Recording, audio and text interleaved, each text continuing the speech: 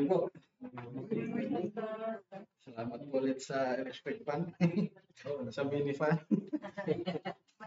Init po talaga, no?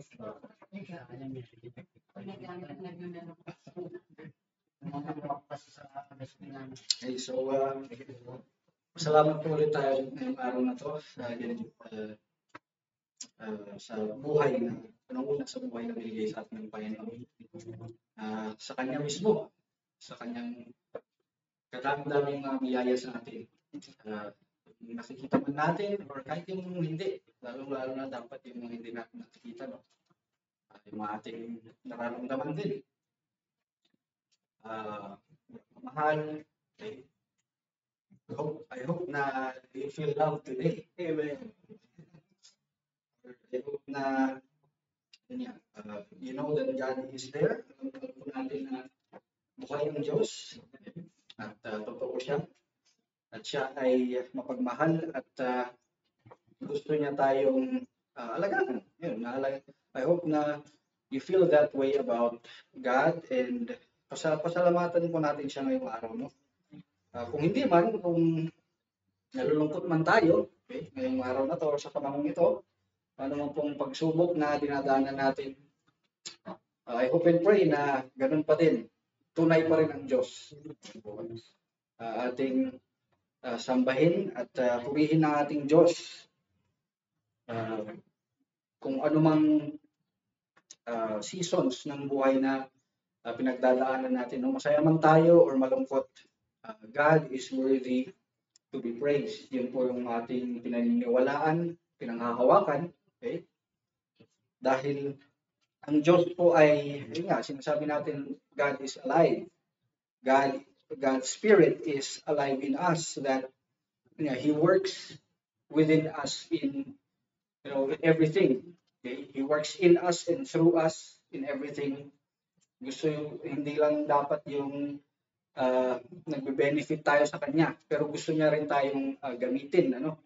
And I hope we understand that. We know na in a relationship, kailangan parehong sides nagwo-work. And ganun din sa ating Diyos. We do not only receive blessings from Him, thank Him for everything, but we also would want to seek to please Him also. Worship Him and glorify Him. Yun, parang binibigyan din natin si Lord, no? Yung ating affections, yung ating saloobin, okay? Yung ating pagmamahal sa Kanya, which He rightfully deserves. Okay? And yun, ituloy lang po natin yun, no? Yun yung pinag-usapan din natin for the past Sundays. Okay? We are focusing more on kay God. Okay? Sinimulan po ni Pastor Ian sa worship. Worshiping God. Okay? Kung ano ba dapat at paano ba dapat natin i-worship si God. Again, it's a going back to yung siya yung naitataas sa buhay natin. In our Christian lives, minsan nawawala tayo. In a way na tayo na yung nagiging sentro ng mundo, okay? Ng universe. Stay natin, lahat ng bagay ay nangyayari at yun nga, tayo yung parang bida.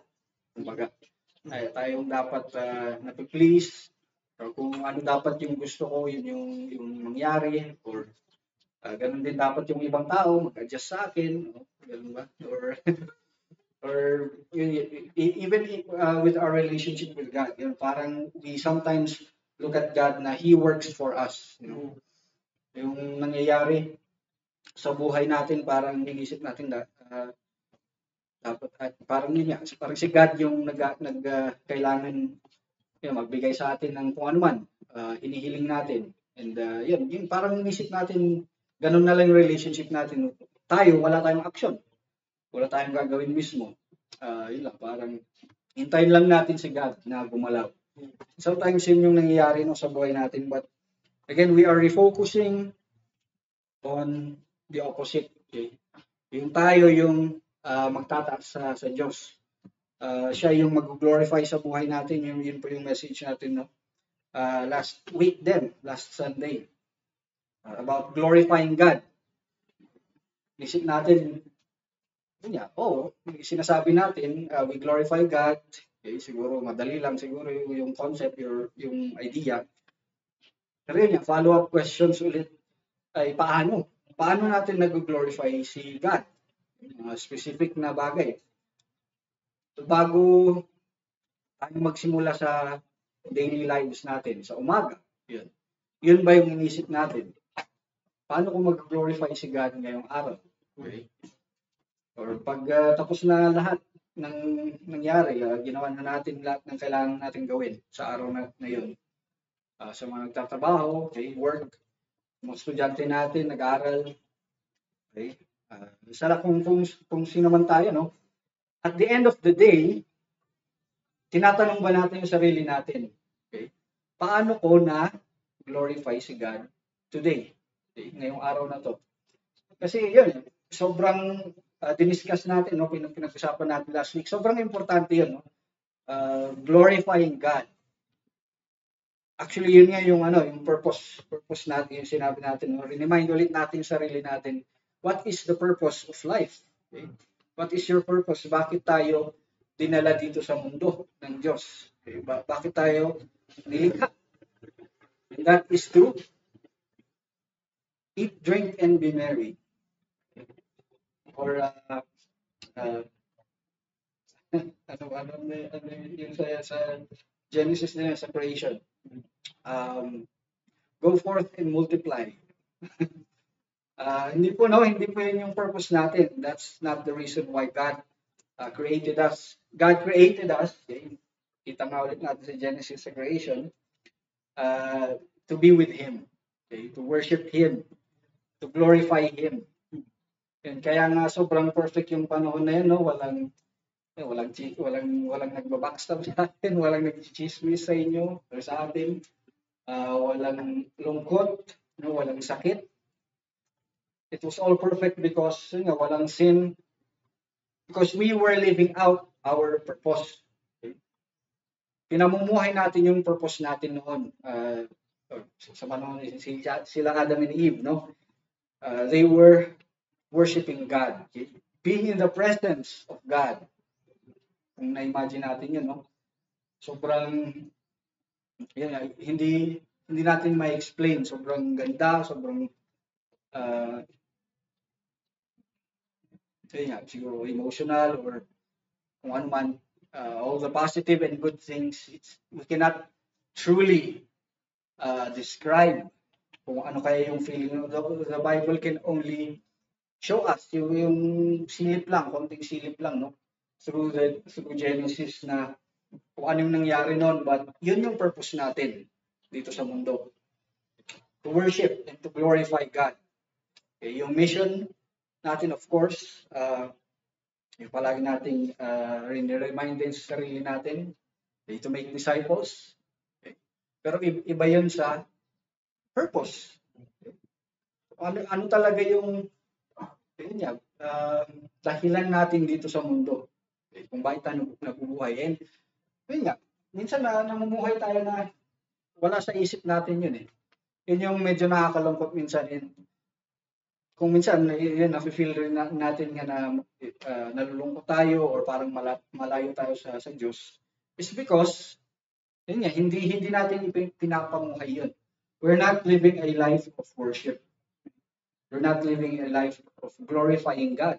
Parang sarap ng buhay yung naisip natin araw-araw. And wag po tayong surprise, no? Wag po tayong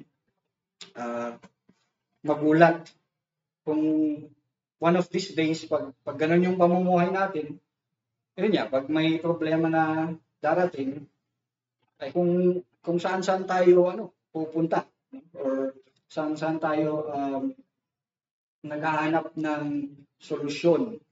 Nagsa-struggle tayo, nade-depress tayo or nade-disappoint tayo or madali tayong mawala sa ating parang structure or stability or yung kumbaga kung paano tayo namumuhay. Okay? parang hindi na maayos yung buhay natin kapag may nangyayari. It's because again, we're not living to glorify God. Okay? Hindi si God ang dahilan ng buhay natin. Okay? And ngayong panahon naman na to, no? Naging focus rin po 'yon, hindi lang po sa atin dito sa church but sa buong mundo. Okay?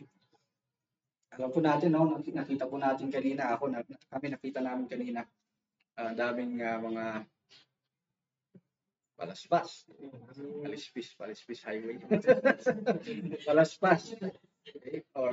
or palms.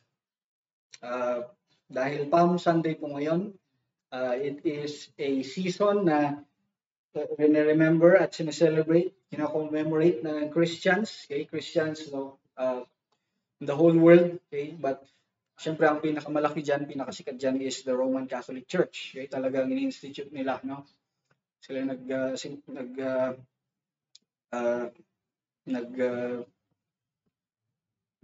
hindi naman nagsimula, pero sila yung yung talagang sinabi nila sa lahat, no? Now we need to observe this, okay? Okay, o pauso, or yun yan, naging tradition, okay? And yun, it's rightfully so, appropriate naman, no? Na kailangan rin natin paminsan-minsan mag-focus sa isang specific part sa buhay ni Jesus Christ na nangyari. Okay? Dahil ito yung pinaka-importante nga na pangyayari sa buong history ng mga tao, nating mga tao, ng buong mundo. Okay? In the span of kung anumang time na meron sa atin dito sa mundong ito in existence, okay, itong week na to ang pinaka-importante. Okay? And I hope and pray na alam natin, no? Alam natin 'yon, naintindihan natin or alam natin kung bakit. Okay? Kasi naalala ko noon, no, nung bata rin ako pag habang lumalaki ako. Yan, parang naging tradition na lang din sa family namin na pupunta kami sa church o sa simbahan ng ganitong week, Holy Week. Palm Sunday yan, may bibili rin kami ng mga palaspas or palms, and yun nga. Bata lang ako noon eh. Hindi ko alam kung anong gagawin ko noon. Parang ginagawa kong laruan, no? Sasabit kung saan-saan man sa bahay. Ayan. Ayun, habang lumalaki ako, nagiging teenager, okay? Doon ko na-realize or tinuro sa akin na yun yan, Holy Week dapat ay kailangan maging mabait or mabuti. Kasi yun yan, yung sabi sa akin yung sabi sa akin ng parents ko, okay, or ng family namin, yun yung practice namin, yung tradition. Doon nga sa simbahan namin. Dito kami sa noon eh. Noong una sa cathedral. Tapos habang tumatagal, parang gusto ata nila mas lumapit sa bahay doon. So punta kami sa St. Vincent. Okay, so anyway, and yun, habang elementary to high school, yun talaga, parang dinibdib ko naman, no? Pinaniwalaan ko yun. Parang ino-observe ko, pinapractice ko, pagdating ng Holy Week, kailangan. Kailangan anghel. Kailangan bawasan yung pagsisinungaling, or pagnanakaw, pagkukuripot. And yun, it gave me a sense talaga of religiousness, no? It gave me a sense of may nagagawa ako para sa Diyos. And during that time, yun lang ang idea ko about Holy Week, no? And ganun din sa atin ngayon. Nakikita natin yun yan, mga tao, or kung ano man din yung experience natin noon, or hanggang ngayon, kung ano man yung idea natin about Holy Week, I hope and pray na palagi natin itong tinitignan din in terms of, hindi lang yung sa sinabi sa atin ng magulang natin, or sinabi sa atin ng tradition or ng church, or sa kung anong sariling pag-iintindi natin tungkol sa Holy Week.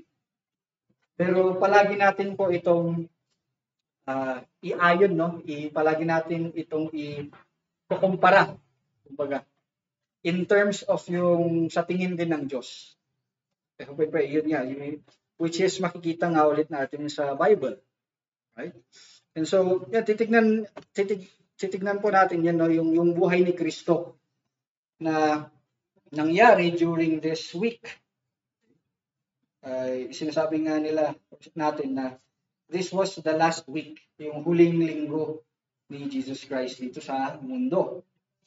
And so, yun nga, yung Old Testament, buong Old Testament, pinaprophesy niya ito, no? Itong buong week na to, lahat ng nangyari sa Old Testament, ito na yung parang pupuntahan niya.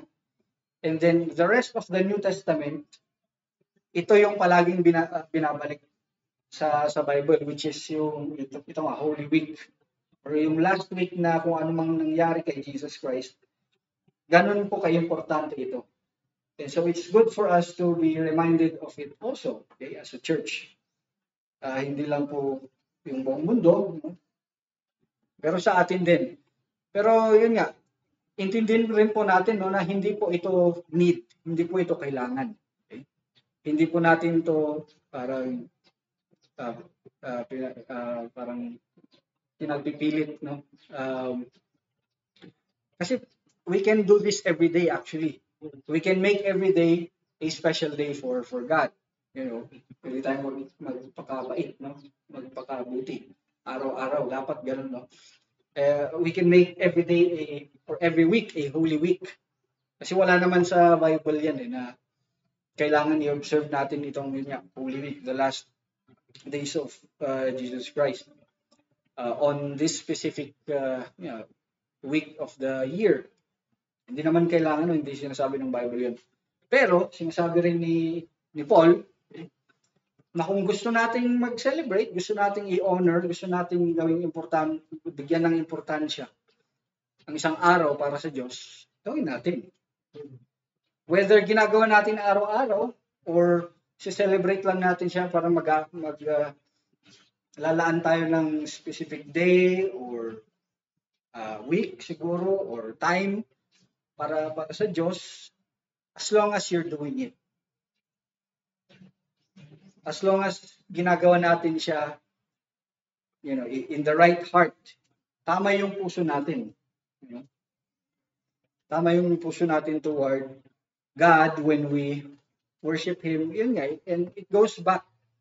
Bumabalik po ulit yan, no, sa life of worship, life of glorifying God. And ginagawa nga ba natin to? Or gagawin lang ba natin to during the Holy Week? Okay. So yun, no? So let's continue to worship Jesus Christ, okay, through this message. The title of the message this morning would be Christ, the Merciful King. Babasahin lang po natin yan sa Luke chapter 19, verses 28 to 44. Okay. So yan po, no? Pinagpapatuloy lang po natin ang pag-worship, ang pag-glorify kay God. Okay?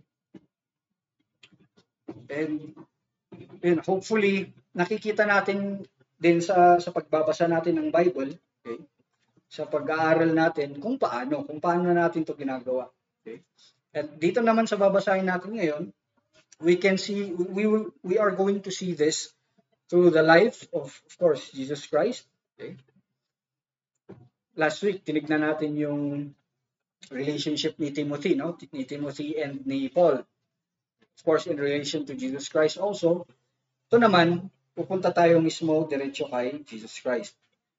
Because again, I think it's okay, it's appropriate for us to talk about this during this time, okay? During this season, okay? Para makita natin, makumpara natin yung pag-observe natin siguro or celebrate din natin ng Holy Week compared sa iba. Kung tama ba yung paniniwala ko or yung At yung pag-practice ko or yung alam ko tungkol sa Holy Week, yung hanggang mula sa pagkabata ko hanggang ngayon, tama pa rin ba? Okay? Sumasang-ayon ba siya sa salita ng Panginoon? And so ito na. Makikita natin yan sa kung ano ba talagang nangyari. Okay? You know, I hope and pray din na during these times na nagsa-study tayo tungkol sa Holy Week, na yun nga, siniseryoso din natin kasi ito nga, no? This is one of the most important things that happened in the history of man. Okay? Yun, kung saan man tayo ngayon, yung relationship natin sa Panginoon, I hope and pray na ito na. Gawin na natin itong foundation ng kaalaman natin at ng pag-practice natin ng Holy Week. But again, unang-una sa lahat, Holy Week is about, kailangan ito, sigurado to. It's about Jesus Christ. Okay? Hindi po ito tungkol sa simbahan na pupuntahan natin. Hindi po ito tungkol sa practice na gagawin na niya. Bibili tayo ng palaspas, yun nga, iwawagayway. Kung ano man, anumang practice natin o naging tradition natin, everything is insignificant. Wala siyang value compared kay Kristo. Okay? So dapat yun, ang idea natin, ang sineselebrate talaga natin during this Holy Week. Minsan nagiging na rin siya eh. Sa sobrang tagal ng, parang siguro naging tradition na, parang nagsawa na rin. Minsan nagiging idea na ng Holy Week, bakasyon. Yan na yung panahon natin para makapag-banding sa family, reunion. Bakasyon, mag-enjoy, mag-relax, kasi buong taon wala tayong pahinga. Christmas lang siguro. Ito yung mid-year vacation naman natin. Puro trabaho, stress, mag-de-stress tayo sa LU. O saan man, sa Visayas. Okay? Boracay, Palawan. Ano pa yung mga plano natin? This Holy Week, meron po ba? Kung napag-book na po kayo, nakapag-plan na po kayo, tuloy nyo lang po, no? Hindi po natin to dinidiscourage o pinagbabawal. Pero, again, hopefully, okay, sa puso't isipan natin yun niya, we remember Jesus Christ above everything else. Sa lahat ng ibang bagay pa, I hope and pray na si Kristo ang ating sineselebrate during this season. Okay? So titignan naman natin kung sino ulit siya, no? Dito during this particular time in history. Okay? So anong nangyari? Ano bang nangyari? And in-encourage rin po namin lahat, no? Nasundan po natin to. Kasi Sunday, yun, parang dito lang natin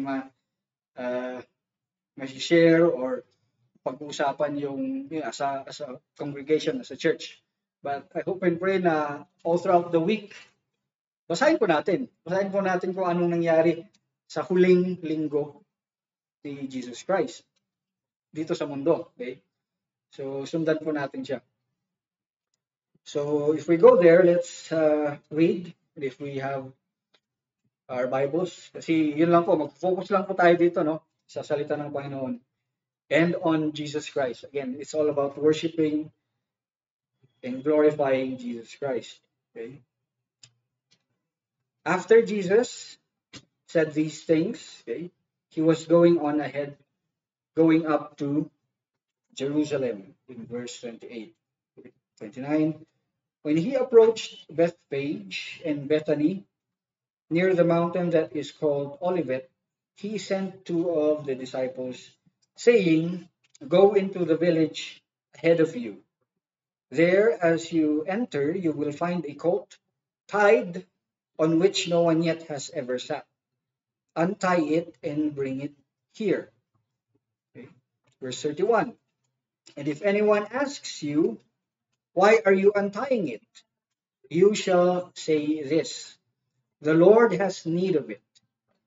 So those who were sent left and found it just as he had told them.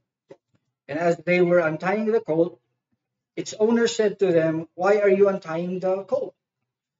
They said, "The Lord has need of it." And they brought it to Jesus, and they threw their cloaks on the colt and put Jesus on it. Okay, now, as he was going, they were spreading their cloaks on the road. And as soon as he was approaching near the descent of the Mount of Olives, the whole crowd of the disciples began to praise God joyfully with a loud voice for all the miracles which they had seen. So sige, bago tayo magtuloy doon, reflect muna tayo. Tignan natin kung anong nangyayari dito. In the last week of Jesus' life here on earth, Palm Sunday, kaya Palm Sunday yung tawag dito, kasi ito yung nangyari. Okay, yung Sunday na yun, imagine lang natin, no? So, pabalik na si Jesus sa Jerusalem. He was going out through all the other places sa labas ng Jerusalem, mga probinsya siguro, sa labas ng Jerusalem, preaching, okay, talking about God to other people. Sinasabi niya, kayong mga tao, okay, listen to me, repent, okay, talikuran nyo yung mga kasalanan nyo, because the kingdom of God is here. Yung kingdom ni God ay nandito na. Okay? Kailangan ninyong magbago.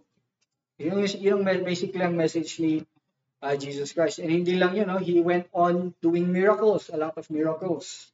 Okay? Kung nabasa natin, nakita natin yung mga miracles ni Jesus Christ. So everyone who witnessed Jesus Christ, sinundan siya. Okay? Not everyone, but a lot. Maraming tao. You know, so may crowd na sumusunod sa kanya. Kilala na, sikat na siya. Celebrity na siya dito, no? And of course, kilala na rin siya ng mga taga Jerusalem kasi pabalik na siya eh. Punta na siya ng Jerusalem. Okay? So ito yung scenario, no? Ito yung nakikita natin dito. Kung alam din natin yung mission ni Jesus, his mission was to give himself up, to save lives, to save us from our sins. And ito na yung panahon na yun, no? Palapit na siya dito sa crucifixion. And to do his mission, to do God's will for him, God the Father. Okay, so ito na, verse 38. So dito na siya, no? Nakasakay na siya ng colt or donkey, okay? Or horse din, pwede din, but it's a smaller horse. Okay? It is a symbol. Symbol lang po ito, no? Kaya niya to pinili, or kaya ito yung sinakyan niya, maliit na horse, donkey, because it's a symbol of humility. Okay? Symbol of humility po siya. Ito yung sabi nila, "Blessed is the King, the one who comes in the name of the Lord. Peace in heaven and glory in the highest." Okay, so yung mga tao, they saw Jesus on a donkey or a colt. Yung sabi niyan, colt, small horse. And nag-worship sila, no? They praised Jesus. Blessed is the King, the one who comes in the name of the Lord. Peace in heaven and glory in the highest. Verse 29. And yet some of the Pharisees in the crowd said to him, "Teacher, rebuke your disciples." Jesus replied, "I tell you, if these stop speaking, the stones will cry out." Wow. May interaction, no? Kasi may mga nag-praise kay Jesus, nag-worship kay Jesus, pero meron ding mga deny, reject sa claim ng mga tao. Okay? May mga nag-disagree kasi sabi nga nila, no, Jesus is the King. Sabi nila, blessed is the King. Nagaling din daw kay God who comes in the name of the Lord. Pero itong mga Pharisees, may group of people then, okay, leaders, religious leaders, sabi nila, blasphemy ito, hindi to tama. Okay? Hindi to totoo kasi Yun nga, Jesus is not God. Yun yung sa kanila. No? Yun yung isip nila. Jesus is not God, or Jesus does not come from God. He is not a king. So sabi ng mga Pharisees sa kanya, Teacher, rebuke your disciples. Yung mga nagpe-praise sa iyo. Pagalitan niyo sila. Pero sabi ni Jesus, ito yung sabi niya, no? If these stop speaking, the stones will cry out. Ano yung sabihin nun? Kung babasahin natin, intindihin natin. What does that mean? Ano yung statement ni Jesus? Sabi niya, kung hindi daw pupuri or magsasamba or hindi mag-worship ang mga tao sa kanya, mga bato daw ang mag-worship sa kanya. Bakit ganun? Again, because of who Jesus is. He is God. Lahat ng creation, everything. Again, pabalik na tayo sa purpose natin dito sa even the whole creation. The whole creation was made to glorify God. The whole of creation was made to worship God, to point it back to Him. Okay, so pati yung mga mga animal, okay, mga plants, everything, it shows God's glory. Okay? It shows na God is great, God is wise, God is the great provider, okay, the great creator. And so kung tayo mismo na ginawa niya tayo, di ba? In His own image and likeness, tayo lang yung special sa buong creation kasi tayo lang yung ginawa niya na kasing tulad, kasing wangis, kawangis, okay, sa Tagalog. Okay, we are made in the image and likeness of God. Tayo lang po, no? Hindi niya yun ginawa sa mga ano ba? Hayop or sa gorilla.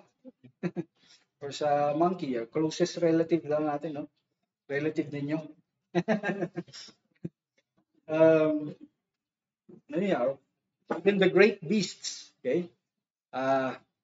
In the past, yung mga dinosaurs or kung ano man, pinakamagagandang mga hayop sa mundo, no? Likha ni ng Diyos. Magagandang halaman.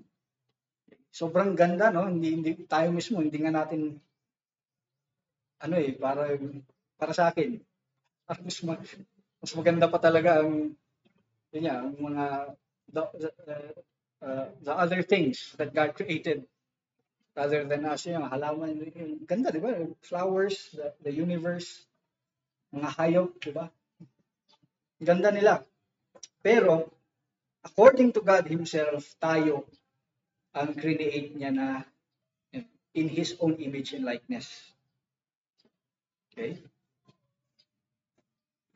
Pero yun nga, kung tayo mismo, hindi natin ibabalik kay Lord or hindi tayo babalik kay Lord in worship and in praise, hindi natin siya i-acknowledge or recognize. Nakakalungkot.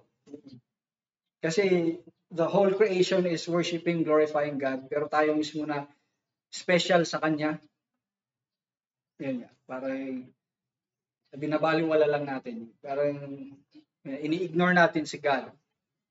Okay? So yun yung ibig niyang sabihin doon. So we need to worship God. We need to praise and glorify God. Okay? And yun yung sinasabi niya sa mga nagre-reject sa kanya, sa nagde-deny sa kanya noon. Kahit na hindi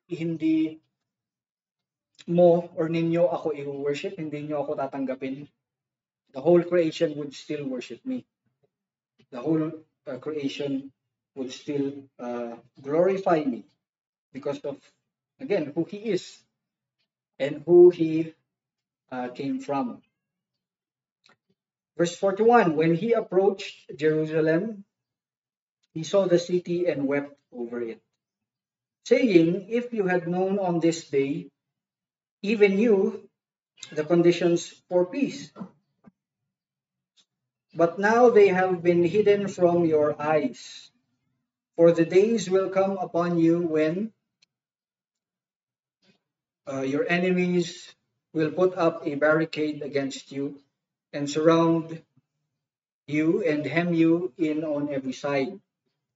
They will level you to the ground and throw down your children within you, and they will not leave in you one stone upon another, because you did not recognize the time of your visitation. Okay? So ito na, nandun na siya sa Jerusalem, no? Nakita niya na yung mga tao. Ang una-una niyang ginawa, okay, when he saw the city, anong nakita natin ginawa niya dyan? What did he do when he saw the city?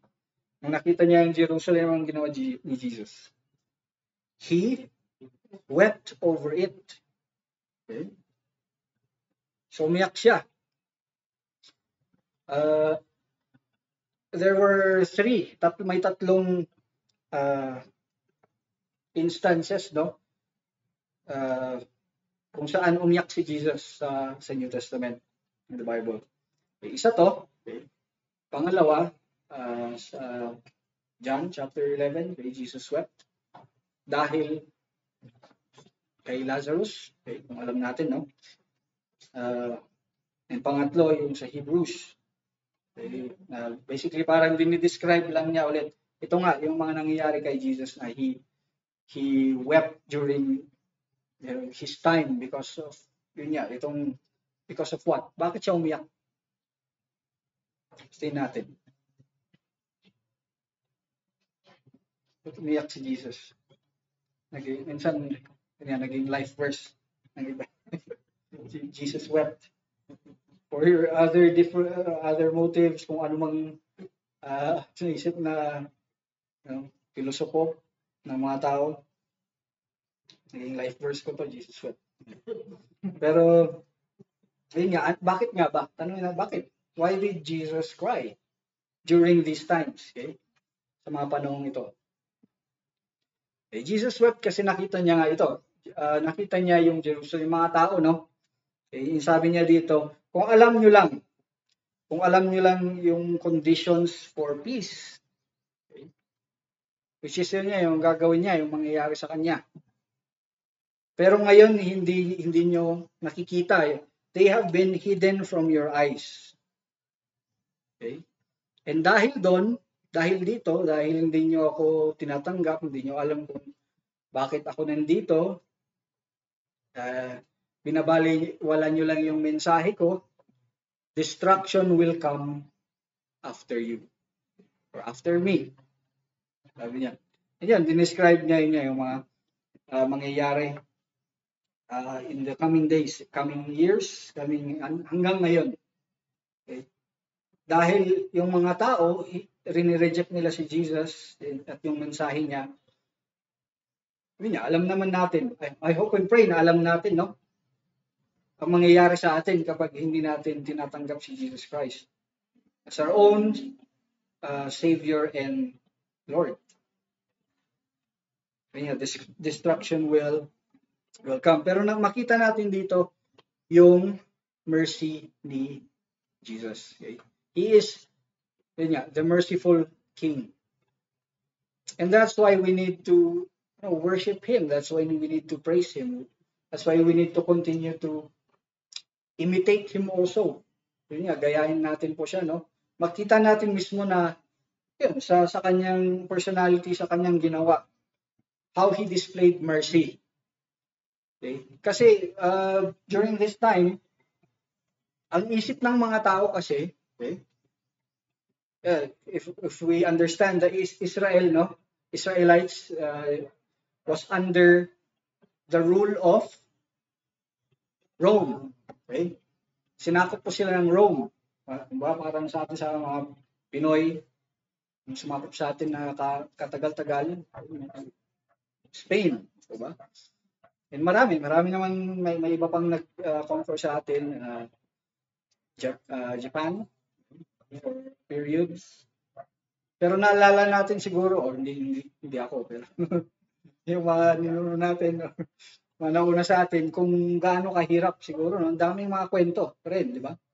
Kung gaano kahirap yung panahon na yun. panahon ng Kastila, panahon ng mga Hapon, dito sa Baguio. Diba?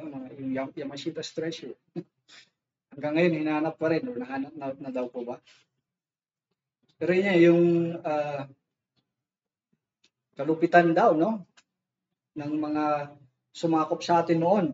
Naririnig lang natin, no? And they are true. Kasi mga testimonies yun eh. Makita rin, mababasa natin yun sa mga libro, mga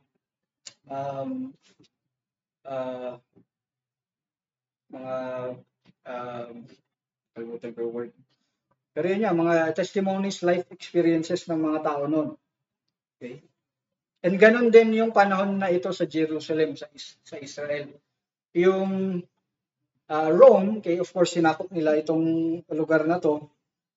And ang ini-expect ng mga tao noon, ng mga Israelites, ay para ma-fulfill yung promise or yung prophecy ni God na masasave ulit ang Jerusalem or ang Israel. Okay, maliligtas sila sa opresyon, sa pagsakop ng Rome. Okay? Tulad nung in the whole history, in the past of the Israelites na palagi silang nasasakop, di pa ba? And then i-free sila, i-save sila ni God, and then makakonquer na naman, back and forth. Okay? So parang ganun din hopefully yung mangyayari dito sa panahon nito. Nakikita nila si Jesus as yung next na king. Okay? Next na prophet, parang David, okay? Savior. Pero in a physical sense, yung parang gera talaga. Tulad din ng past. But now sinasabi niya, ito hindi to ganun. This is different. Ito permanent na to. Okay? Permanent na victory, pero hindi siya physical. It's a spiritual war or spiritual liberation. Okay? Yung pagsisave ni God sa kanyang tao, spiritual ito forever na to. Okay? It involves our Lord and Savior in Jesus Christ, our King. Okay? He is the King, and yung mga servants or yung army niya ay hindi mga tao din. Okay? But siya mismo yung magsisave sa lahat ng tao, okay? In a spiritual sense again. Okay? Pero sinasabi niya dito, hindi lahat ng tao makikita ito. Hindi lahat ng tao matatanggap ito o gustong tanggapin. And that's why ito nga reject nila si Jesus Christ. And later in the later days, yung mga susunod na araw sa Sunday, makikita rin natin yung mga taong nagpo-praise at nagpo-worship kay Jesus, sila din yung tatalikod kay Jesus Christ. They would even also betray kasi hindi nangyayari yung expectation nila na may army tapos masisave sila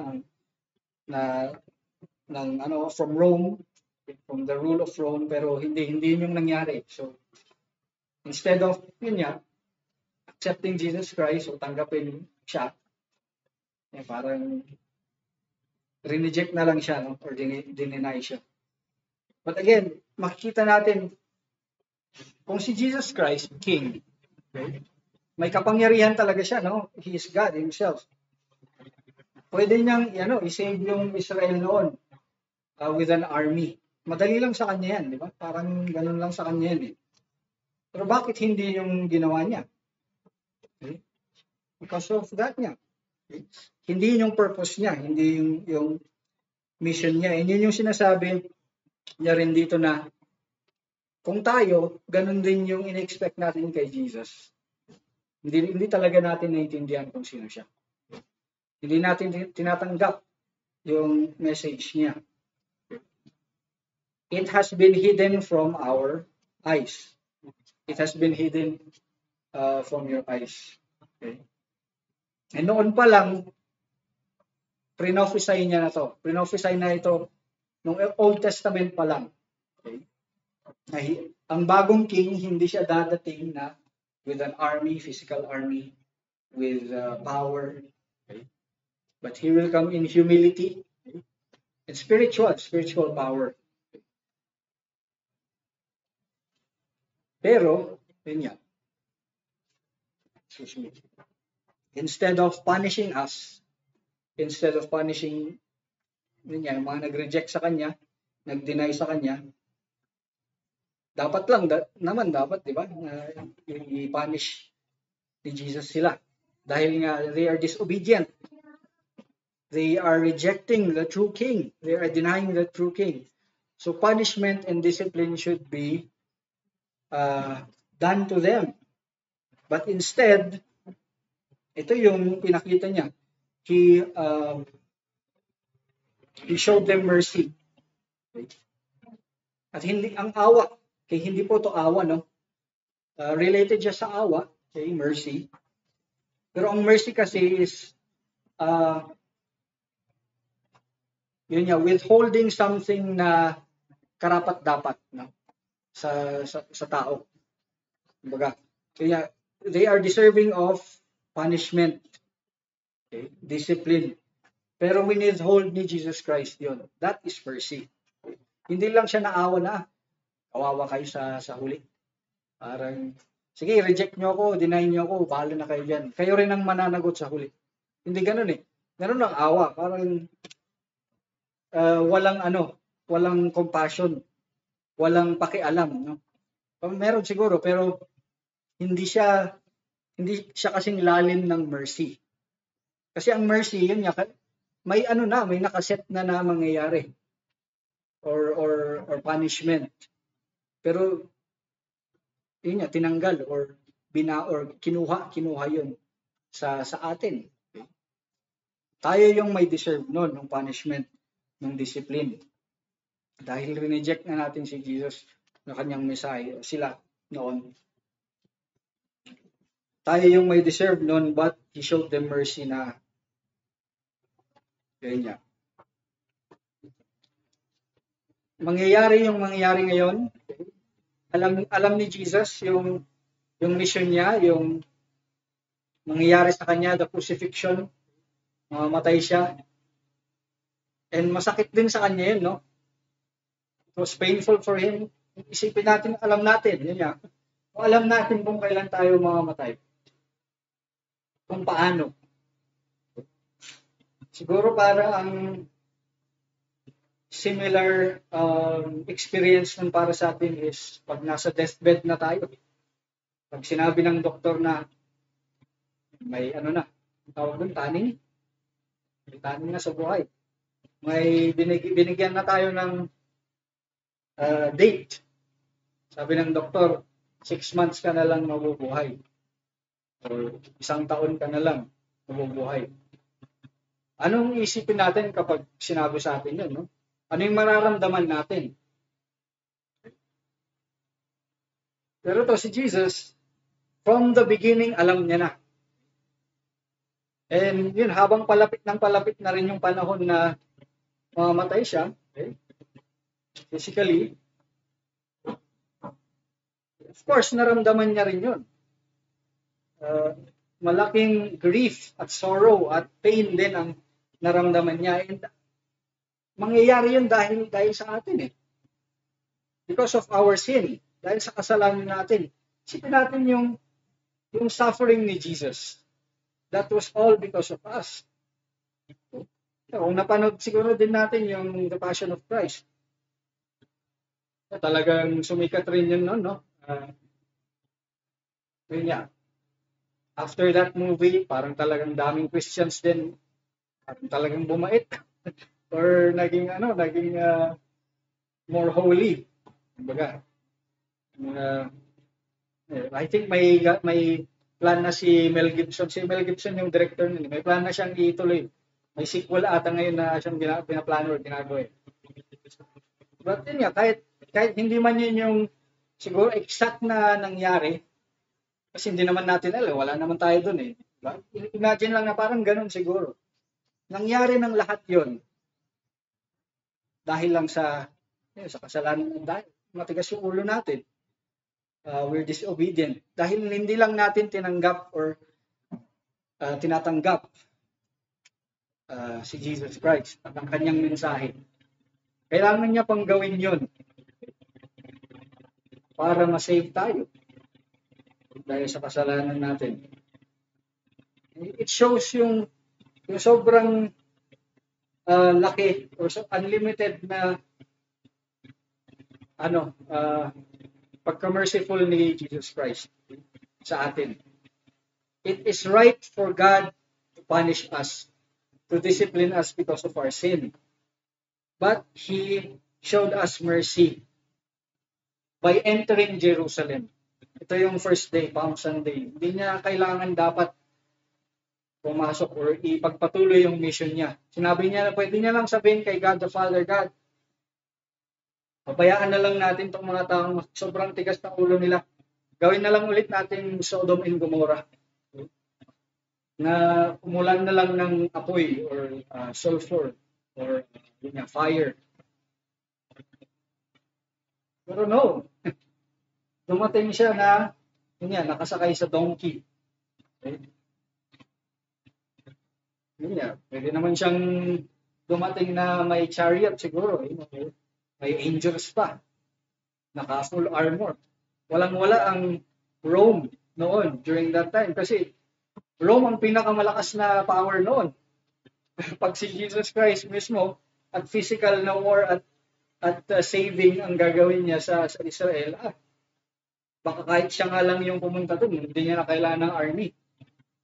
Okay? He would simply wipe out yung army ng Rome, but hindi niya ginawa yun.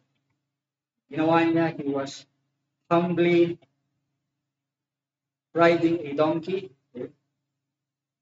Nakita niya yung mga tao, nakita niya tayo. He looked at the people, sabi niya, I will show mercy on you. Even though you deserve punishment, I am your king. Even though you reject me, even though you deny me, I will show mercy. So, yun yung dahilan kung bakit siya umiyak. That's why he wept. If you had known on this day, even knew the conditions for peace. But now they have been hidden from your eyes. But for us, the church, ngayon, babalik. Ito yung nangyari no? The first day. Ngayon, babalik naman tayo ngayon sa panahon natin. Ganon pa rin po ba tayo? That, Jesus is already, He's talking to us, through His Word. Ganon pa rin po ba ang gagawin natin even until now? Are we going to reject Him? Okay? Or it's either we reject Him or we accept Him tulad ng mga tao rin noon. Okay? And I hope and pray na hindi rin tayo tulad ng mga tao noon na bulag. We are blinded. Or yung mga puso natin ay sobrang tigas na. We have hard hearts na hindi natin nakikita si Jesucristo kung sino talaga siya. At hindi natin tinatanggap yung kanyang mensahe. But again, we are here now. Ito yung binabasa natin at pinapakita natin ang katotohanan. And I hope and pray that we continue to trust. Trust in Jesus and in His Word. Kung anong sinasabi niya, kung sino siya sa buhay natin. We continue to trust in Him and worship Him. Okay? Praise Him. Glorify Him for who He is. He is the merciful King. Amen? So, doon po tayo magtatapos and let us end in prayer. Dear Lord, again, as we remember You, we commemorate itong this point in time of history, the most important week, Lord, that happened. May we truly see You, O God. May we continue to learn from You and seek You. Patuloy rin po namin